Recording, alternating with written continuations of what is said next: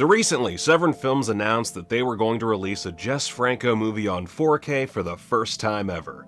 1987's Faceless. Are you sure? Positive. Lucky me, I was able to snag a copy through a surrogate. I think normies call them friends over at Texas Frightmare, and you bet your sweet balls I watched the fuck out of it. You make my head swim. Then, since yesterday was May 12th, Uncle Jess's birthday, praise be he who is in film heaven, I watched it again. They can't make heads or tails of it. Needless to say, I have some thoughts, so, no serious spoilers, although let's be honest, plot is never the most important element from an Uncle Jess joint. By the way, looks great. You can kind of see here a nice little slip cover. You can pop that out real easily, slips off like a glove. And we've got some pretty rad artwork in there.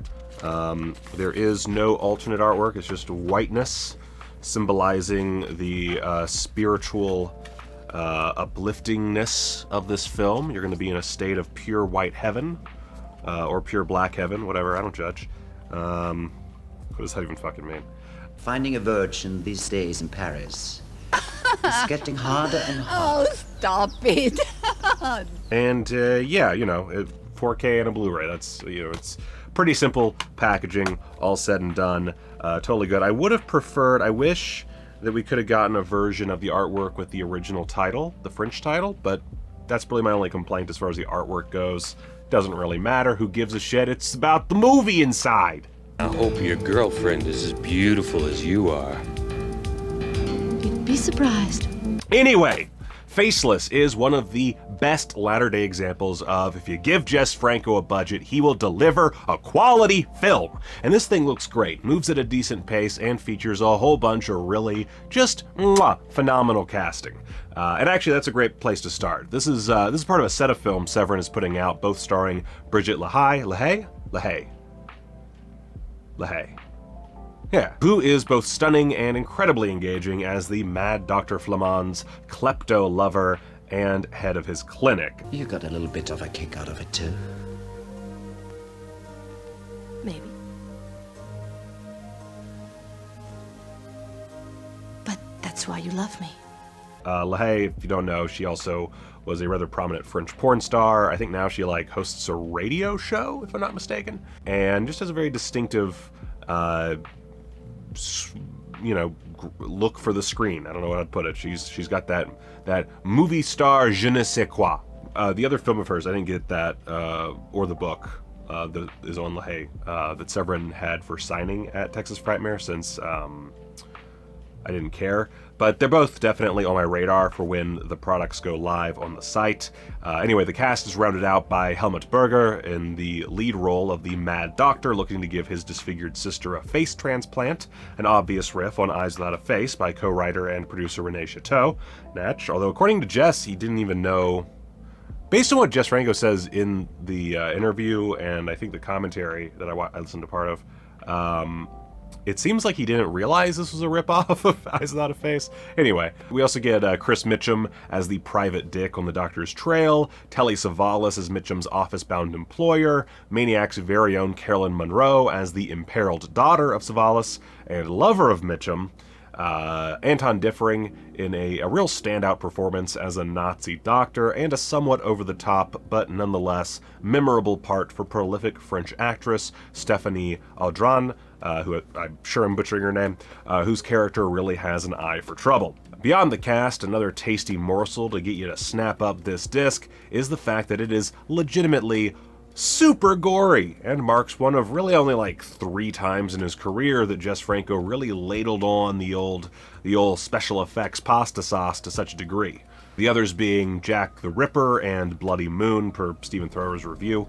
And yes, we even get a bit of special effects that more than service our title, although as my doctor friend Roger noted, the skin's a bit too thin, but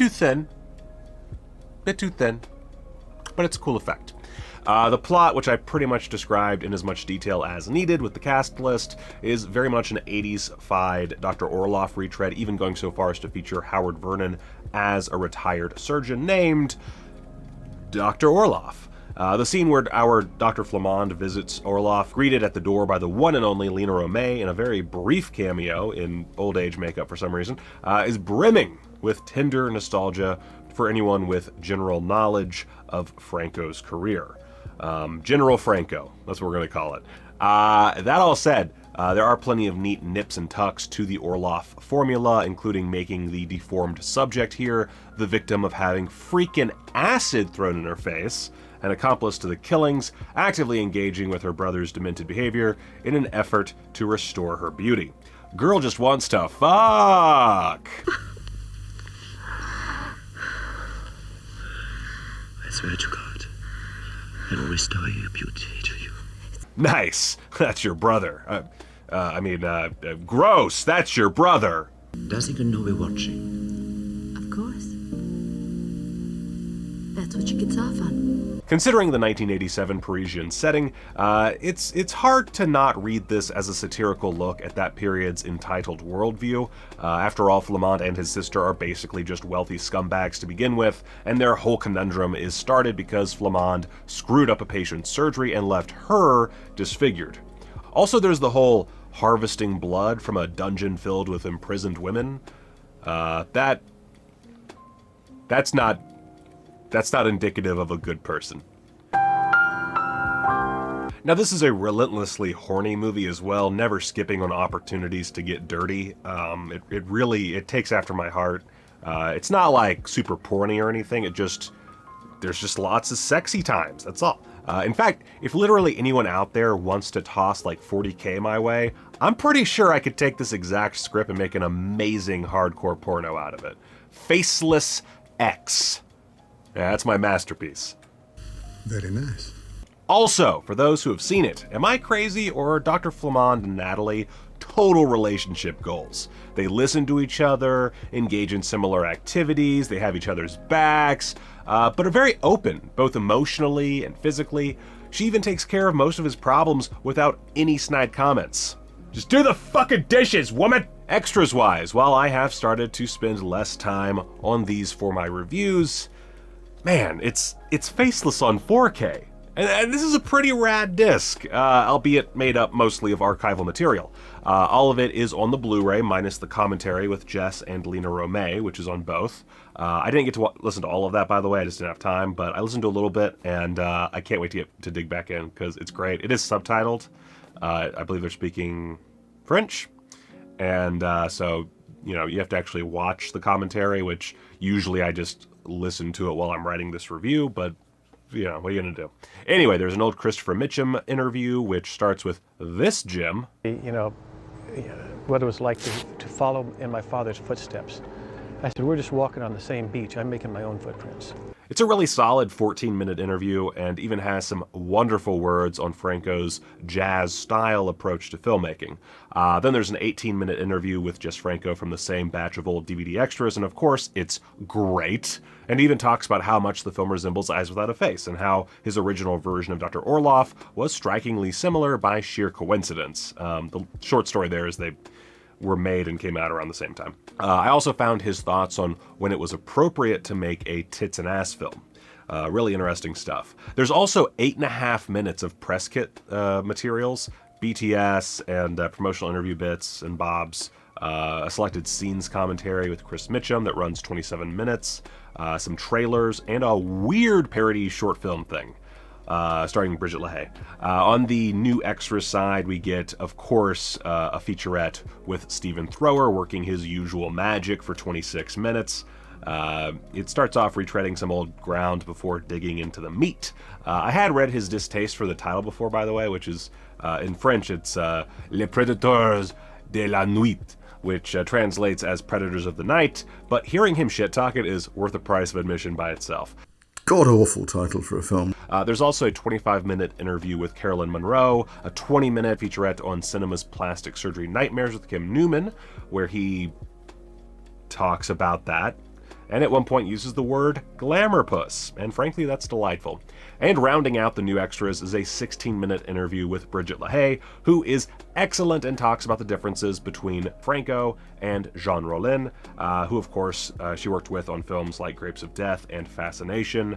With Jess, she worked on Dark Mission just before this film, which is also another Christopher Mitchum film, co-starring Christopher Lee. So that's a fun little extra fact, I guess. It's interesting to note that a lot of those involved express some disappointment or distaste for the final product. Nothing hateful, but a certain dismissiveness or disappointment that I personally don't think Faceless deserves. There are faults, certainly, but it's incredibly entertaining. Gory as all hell, and is one of the few Franco joints that I would put forward as notable specifically for its performances.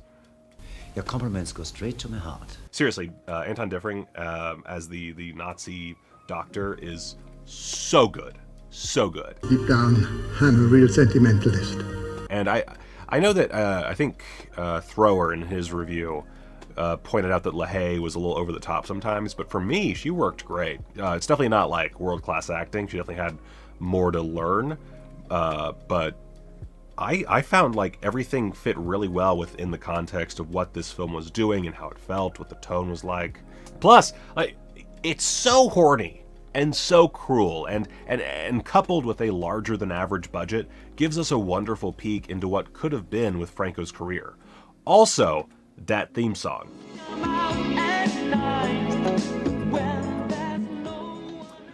So, when the sale comes around later this month, should you pick up Faceless from Severin? Bruh. It's Franco on 4K. Buy the fucking disc.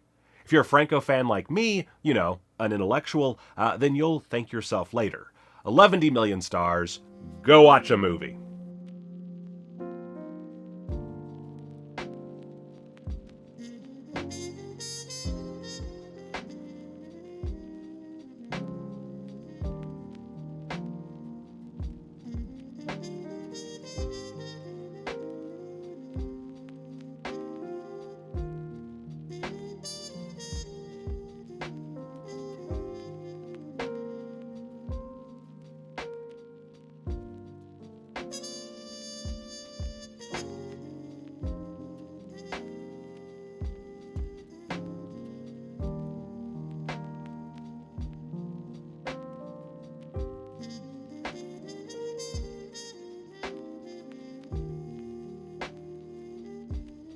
I forgot to mention about the what the film quality was like. It looks and sounds good. I couldn't really.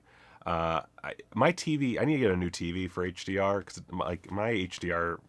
I don't know what it is. It's just not. It's not looking as good as it used to.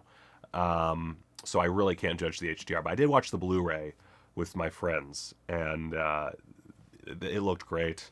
They don't have a perfectly calibrated TV either, so.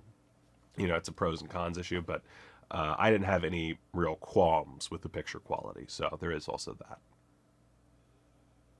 Yeah. Let's make him suffer a bit.